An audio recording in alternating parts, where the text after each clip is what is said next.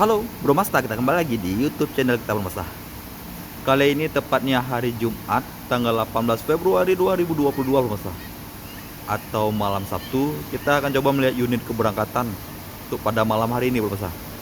Soalnya untuk keberangkatan pada malam hari ini dengan total berjumlah 23 unit Bro Masta. Dan yang sudah berangkat hingga pukul 18 waktu Indonesia bagian Barat berjumlah 6 unit Bro Masta.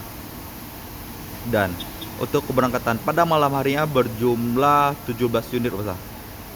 Nah, hingga pukul 20 waktu Indonesia Barat atau pukul 8 pemirsa, kita agak telat juga nih pemirsa membuat konten pada malam hari ini.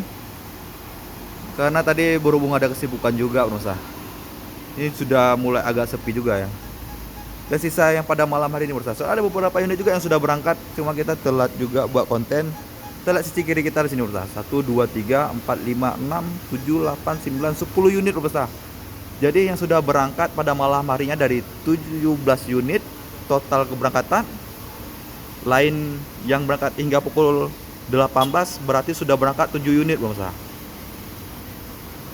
Nah, dan unit-unit bus yang sudah terisi penuh yaitu unitnya nonstop dari PO-nya Jasa Raharja Gempung dan PO-nya Putra Pelangi Perkasa berasa. Nonstopnya itu ada unit-unit yang sudah terisi penuh hingga menjelang keberangkatan pada malam hari ini tanggal 18 Februari 2022 berasa.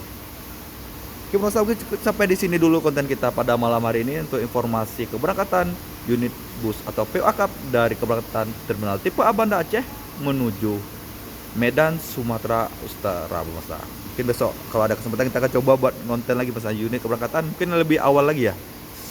Oke pemirsa, semoga bermanfaat informasi pada malam hari ini. Saya akhiri dengan wabillahi taufiq wal hidayah. Wassalamualaikum warahmatullahi wabarakatuh.